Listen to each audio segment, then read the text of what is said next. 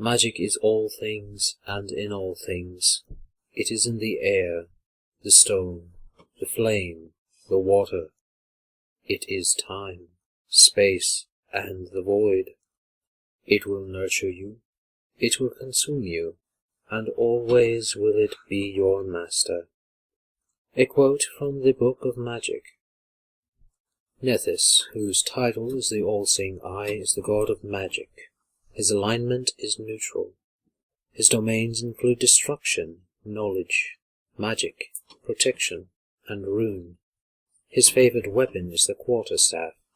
Centers of worship include Absalom, Geb, Ketepesh, Kionim, Nex, Numeria, Osirian, Methuvia. His nationality is considered Garundi.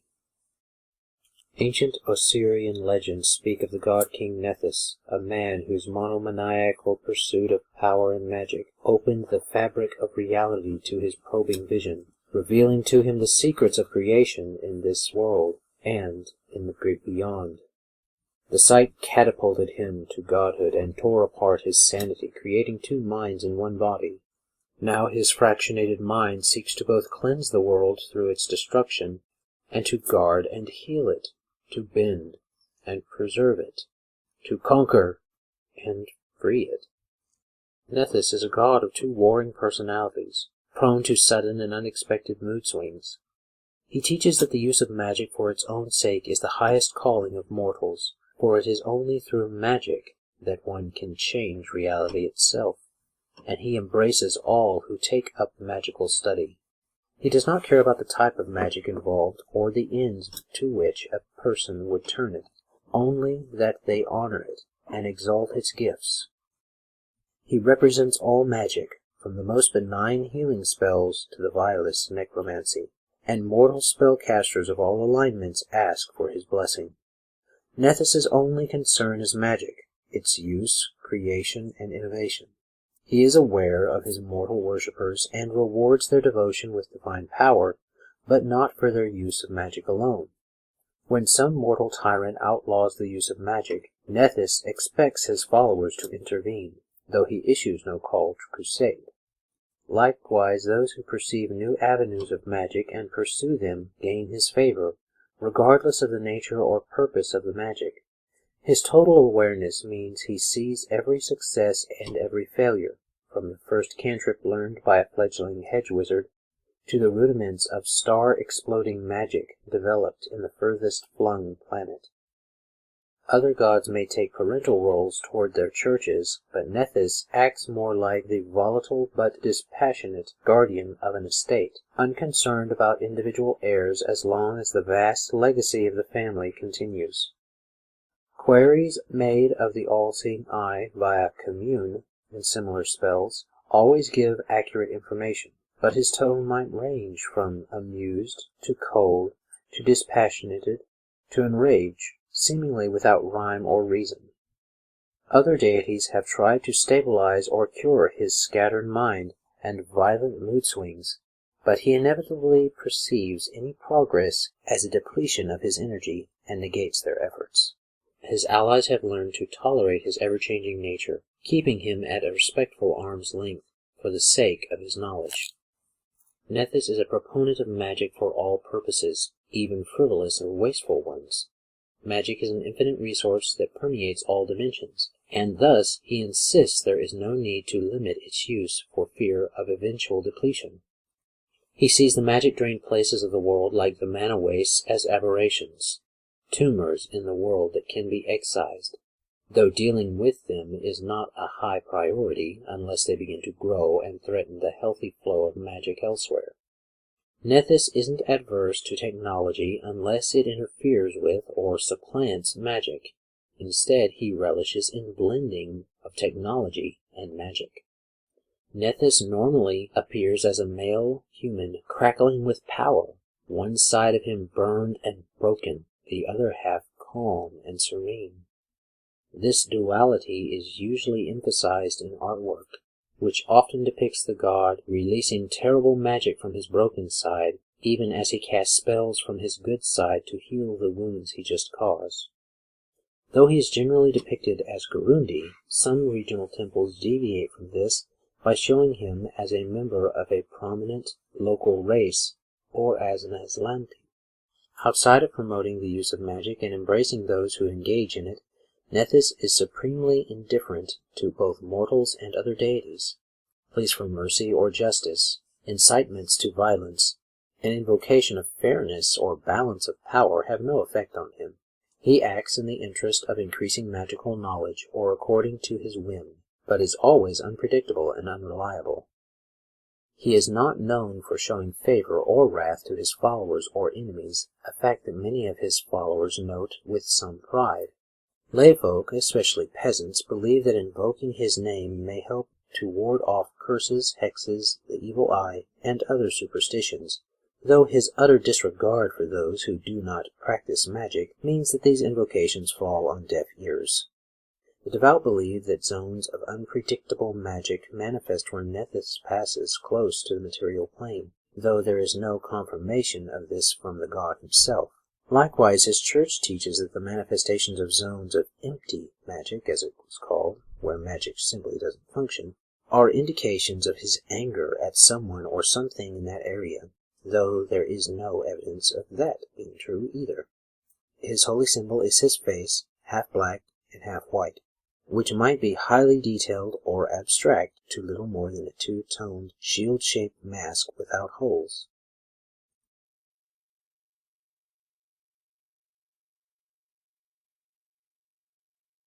The worship of Nethys attracts those who wish to explore the limits of reality and move beyond the mundane patterns of everyday life. The only common characteristic of Nethys' followers is an absolute love of magic, and to join his church is to unite with fellow practitioners, if not in an alliance, in a shared goal. Though some of his worshippers seek rewards through magic, for most, magic itself is the reward, and the power and wealth that it could bring are only a means to increase their understanding of the arcane arts. Some love the physical act of using magic. Others appreciate it as a tool of the highest quality. Some are generous and willing to teach what they know. Others are jealous and paranoid practitioners who seclude themselves and guard their secrets from potential rivals. Nethys' followers are likely to experiment with their knowledge and brandish it like a banner of faith, since Nethys teaches that using magic is a sign of refinement, and that conserving it is foolish. A true worshipper revels in the opportunity to use magic and show others its glory. Worship services vary from temple to temple, but usually include a weekly meeting involving chanting and spellcasting demonstrations. In many cases, the hymns are phonetic transcriptions of verbal components of spells favored by that temple, allowing the faithful to chant a representation of the magical words, but with a few key syllables removed so that someone who actually knows that spell or has it prepared doesn't risk accidentally casting it. Musical instruments are rarely part of the services unless the temple has a bardic priest, though limited percussion involving the tapping of wands or staves is not unusual. Crossbreeding and mutating animals and magical creatures is a common practice at many churches, reinforcing the mad wizard stereotype and often scaring non-magical folk away from the temples. From time to time, the experimentation creates a useful creature with magical powers that breeds true to create more of its kind, and the temple shares this information or the offspring with other allied temples or spellcasters. Once a year, the church demands that each priest tithe a minor magic item, such as a scroll or potion, to the temple for its use or sale. Many adventuring priests use this as an opportunity to get rid of lower-powered magic items that have been superseded by other magic. Other priests have the option, in hierarchical order, to purchase them before the sale is opened to the public. Though temple leaders are usually willing to take money from outsiders to fund their research, few want their holy places to become marketplaces, sullied by the feet of the unworthy. Those without magical ability may work for the church, but are treated as second-class citizens at best, and expendable guardians or experimental subject at worst. In the Church of Nethys, even a lowly apprentice who has mastered nothing beyond a few cantrips has higher status than a master rogue or talented fighter. Most senior temple guards have at least one level in a magical class and have acquired, via a feat or special ritual, the ability to cast a few spells in order to gain some respect in the eyes of the priests and establish a firm seniority over the common guards. The newest recruits are first trained in spellcraft so they can recognize and do not needlessly fear magic. Though the Church does not go out of its way to teach magic to lay people, neither does it attempt to prevent them from learning or hold their former mundane status against them if they do manage to learn. After all, few people are born knowing how to cast spells, and those who manage to persevere and learn the magical arts are to be commended and respected above non-casters, regardless of how long it takes them to unlock the first flicker of ability. Worshippers of Nethys can be found almost anywhere. The best-known temples are those in places of strong magic, such as Nyx, Geb, Absalon, Kyonin, Thuvia, and Osirian. For the most powerful spellcasters converge on major cities in those regions to demonstrate their skills or to display their knowledge. As Nethys himself is believed to have been Osirian in life, his worship is most prominent there, and many of his most ardent believers have been lost to the sands while seeking the site where the vision transformed him into a god.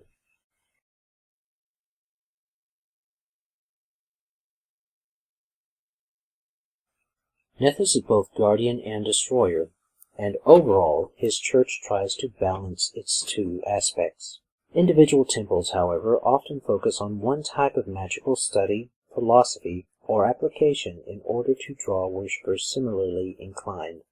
A few temples alternate between the god's aspects or directly oppose the actions of other temples purely to keep the balance. Opposing temples might even war against each other for supremacy, while good temples might work together to siphon magic from evil items, lock the items away, or convert the items to a more benign use. Specialized temples are usually named in an identifying way so visitors are fully aware of its natures. For example, a Numerian temple devoted to deciphering the magical properties of sky metals might be called the Church of Sky Steel, whereas a Gebite temple studying necromancy might be called the Bone Cathedral.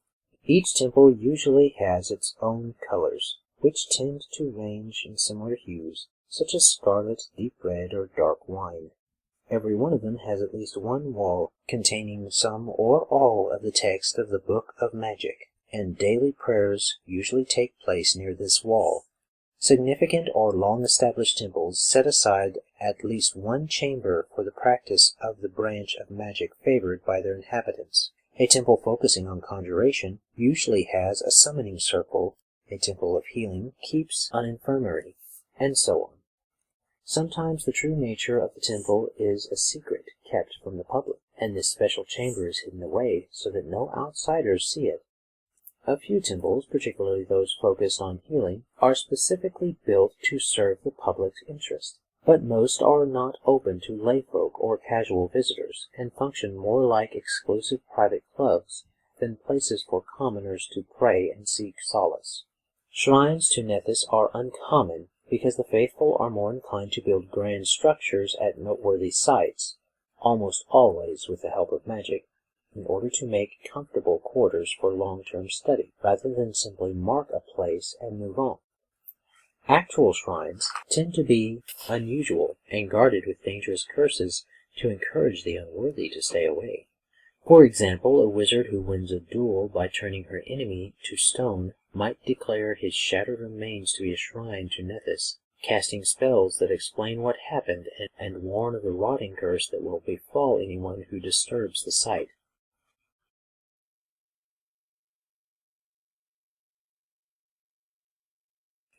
Any spellcaster can join Nethys' priesthood, whether divine or arcane, academically trained wizard, or wild shaman. All who call upon magical power are welcome. Divine casters are valued, but must be able to defend their positions with magical knowledge or brute power. Even alchemists, paladins, adepts, and rangers can become priests, although advancement within the church is based on magical ability and knowledge, which means that most practitioners of simpler magic never ascend past the church's lower ranks. temple-trained clergy are polite to adherents of other faiths as long as they have either magical ability of their own or proper deference toward those who possess it. Such priests are used to magical folk being in charge, and have difficulty hiding their contempt for the benighted non-spellcasters who lack such deference. They often make the mistake of barking orders to more egalitarian groups, such as adventuring parties, making their companions wary of their god's mercurial nature and the priest's disdain for those without magical aptitude. Independent priests tend to be a bit more accommodating in their dealings with non-Nethisians, although they still consider themselves superior to non-magical folk and comport themselves with pride, often seen as arrogance. Nethys doesn't care what his priests do with their magic, any more than he cares about their souls. Many of his followers take pride in the fact that their god mostly ignores them, believing that any power they achieve is thus fundamentally their own. Most take a mercenary attitude toward those benefiting from their services. Priests craft and sell magical goods, advise nobles and merchants on how magic can improve their situations, hire themselves as bodyguards for ships or caravans, or act as battle casters for armies or adventuring parties and companies. Some tithe service to a lord in exchange for property and a retinue of servants so that they can focus on research. Others use their magic to entertain or swindle others. Priests evangelize as the mood strikes them, or remain within their towers seeking knowledge divorced from the outside world. As long as the direction they choose points toward greater magical power and knowledge, they may worship however they choose. For those priests and temples that do decide to evangelize, this generally takes the form of displaying the obvious benefits of magical power and then waiting for those who wish to learn magic to prove their worthiness, either by passing arbitrary and arduous tests, or by fronting sufficient sums of money before they are allowed to apprentice to a priest or be tutored by the temple. Often the best way to convince the temple you're worthy of magical training is to take the first and most laborious steps on your own, thus proving your dedication. Most magical training consists of helping the Nethisian tutors with their own researches and learning what one can in the process, as few Nethisians are interested in teaching except as it advances their own goals. Rank in the church is based on magical knowledge and power. The 9 temples tend to weigh the former more heavily, while malevolent ones value the latter. As masters of magic, priests are trained to recognize spells and caster level and use them to assess where someone fits in the pecking order. Individuals of higher rank often acquire apprentices. These may be the neophyte members of the faith, or individuals who have no status in the church whatsoever until their masters declare them sufficiently trained. Visitors from other Nethisian temples are welcome to participate in temple ceremonies unannounced, and many young spellcasters who show up are recently graduated apprentices, or those whose masters died or cast them out, hoping to gain a place in a new temple where the clergy neither knows nor cares about their history, and where they can attain rank based purely on their power. Nethisian priests have a limited role in most rural communities, unless they focus on animals, crops, healing, or some other area that gives them reason to interact with common folk. Urban priests have stronger ties to locals, particularly those connected to construction, trade, and the exotic interests of nobles. Temple priests always know about arcana and spellcraft, and depending on the temple's focus, they may also know how to appraise, be skilled at healing, know how to properly intimidate someone, and how to use magical devices. Temple priests are addressed as disciple, priest, brother, or sister, depending on the speaker's familiarity with the priest. The head of the temple is usually just called high priest, though individual temples may use a unique title. Members of the faith who are not associated with a temple are usually called acolyte, disciple, or master, depending on their apparent rank with magic. While it is not considered an insult to mistake a stranger's rank if she does not give any indication of her magical prowess, persisting in this error after a correction is made is considered rude, and it is often taken as a challenge.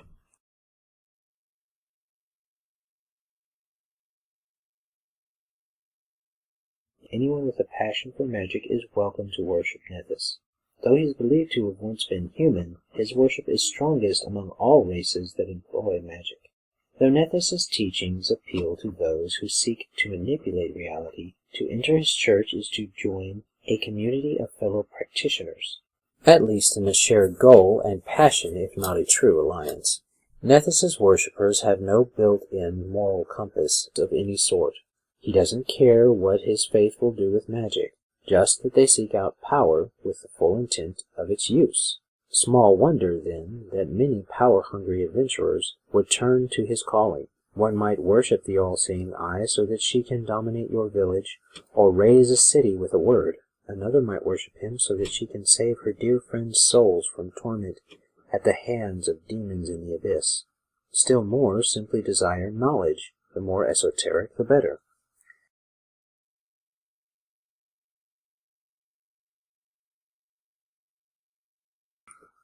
Individual temples of Nethys have great latitude both in terms of members' behavior and dress code, though formal ceremonies require an elaborate robe, skull cap, mozzetta, and a hood in the temple's colors.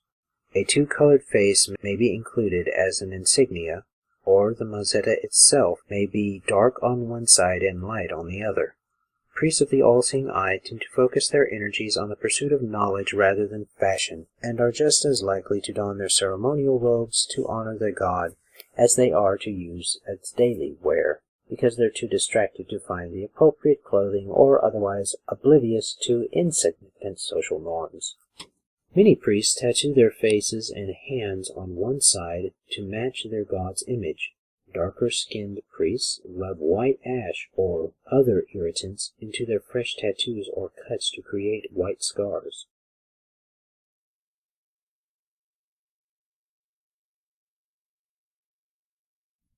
The official text of the Church is the Book of Magic, a comprehensive guide for casting spells and channeling magic, as well as a treatise on the moral ramifications of its use and misuse. As might be expected from Nethysian text, the text often comes down squarely on one side of certain issues, only to contradict itself a few paragraphs later. Most scholars consider it useless as an ethical guide, since the inconsistencies put forth a worldview fractured to the point of insanity. Temples of Nethys tend to adopt whichever codicils are most convenient for their particular needs. The information within the book is detailed enough that someone with a proclivity for wizardry can often eventually come to understand the basics of a few cantrips by reading it from cover to cover, and more than one great wizard has started out by reading a stolen copy of this book and using it as the foundation for decades of study and innovation. Likewise, some latent sorcerers see their power blossom after sleeping, sometimes unknowingly, near a copy of the book.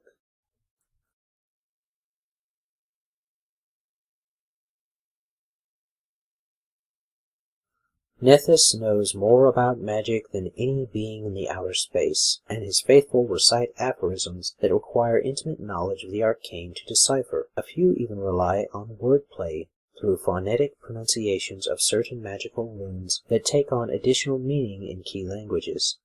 Two examples of these are as follows. The cube is the red is the sphere. This phrase refers to an esoteric intellectual test between three wizards, in which one realizes the answer to a puzzle precisely because the other two haven't answered it. In casual use, the aphorism exhorts the faithful to find an answer to a problem based on the failures of others, as well as to transform something worthless into something useful or valuable. Point with the finger of the scorched black hand. Nethys' right hand, blasted with raw magic, reveals his will, directing his followers to the path of learning in a phrase with many layers of meaning. The saying also refers to the somatic component of spellcasting, though the draconic tongue, the words for point with the finger, sound similar to a related phrase which means seek the greater knowledge. When contained syllables are stressed, it also translates to a vulgar suggestion, the fact that delights many snickering apprentices. Members of the faith sometimes use this as a written catchphrase to indicate their divine allegiance.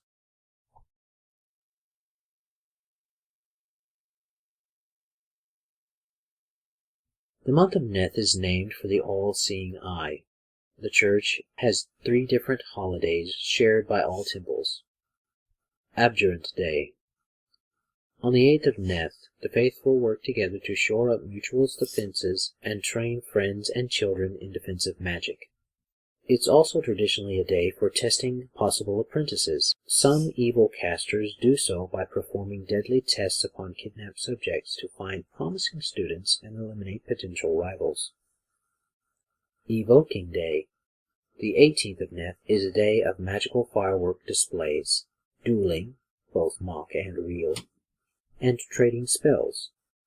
Among Garundi, even commoners celebrate helpful magic by dancing with bright streamers and wearing black and white flowing robes designed to flare out around the waist when the wearers spin. Transmutatum. The 28th of Neth is a day of reflection and self-improvement. Some traditionalists might believe it is fortuitous to begin researching spells or crafting difficult magic items on this day.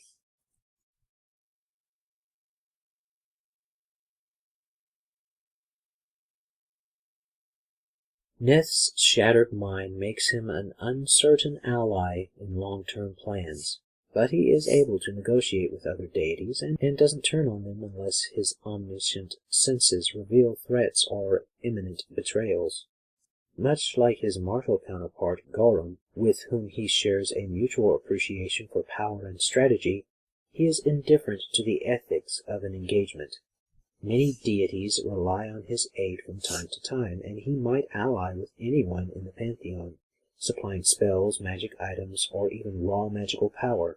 Of course, he knows better than to provide more than minor spells and items to agents of Rovagug. Despite his destructive aspect, he does not wish the entire world ruined.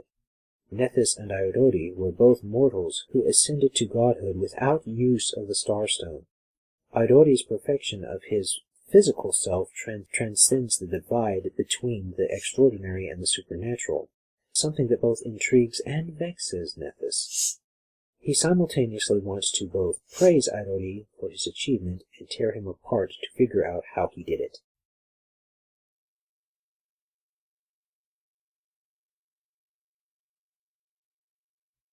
Golarion's god of magic resides in the domain of thousands of wizards' towers perched atop a massive shelf of stone drifting within the deep maelstrom. Given the all-seeing eye's nature and dual personality, the plane and its natives readily embrace its presence.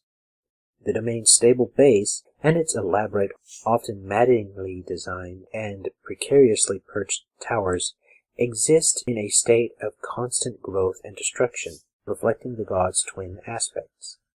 Additionally, the domain has the wild magic planar trait, operating according to Nethys' whimsy, something that the surrounding depths often mirror for hundreds of miles around it. Surrounding the domain is a hurricane of magical energy formed by the maelstrom as a frenzied and constant reflection of the turmoil within the realm. Beautiful, hazardous, wondrous. The hurricane sometimes spins off cyclones with similarly wild magical effects, which experienced travelers use as a warning that they are near the mad god's realm.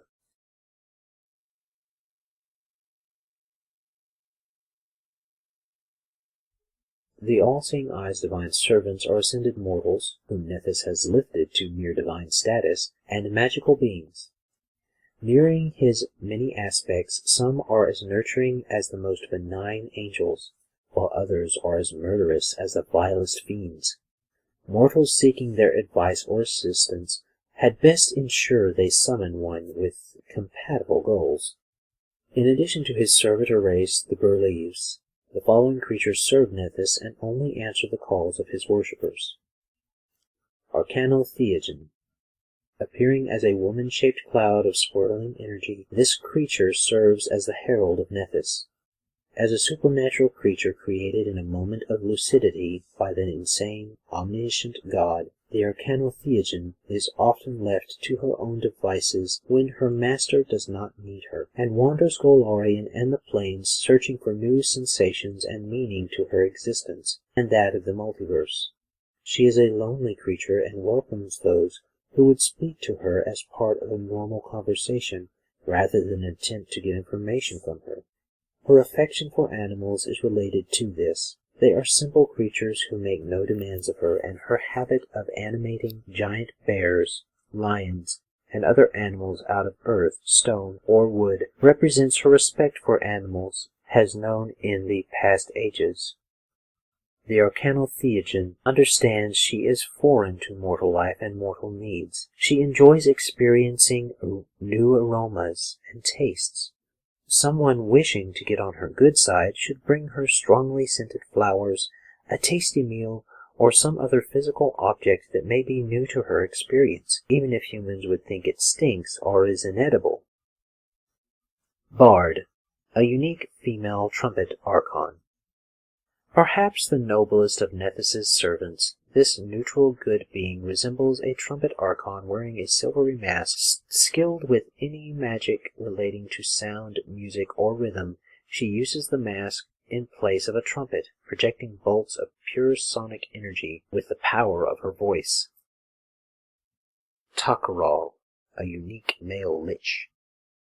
Other than his all-white eyes and skeletal forearms, this neutral evil lich could pass as fully human, though the scope of his knowledge of arcane magic, especially necromancy, is greater than could be amassed in most mortal lifetimes. He carries a strange, semi-spherical device that allows him to shield places and allies within them from the effects of his spells. Yamasha, a unique succubus. Sinfully beautiful, this hawk-winged neutral succubus-like creature is a master of conjuration and enchantment magic. When she answers a summon, she insists on an oath of service from the mortal conjurer and offers him a single feather from her wing as a token of their arrangement. Hello everyone, we just completed Nethys, the all-seeing eye. All those wizards and thunes out there should be happy. Next up is Airori, the Master of Masters. Stay tuned for that, and as always, have a great day, God bless, and enjoy. This content was made possible by travelers and viewers like you. Thank you.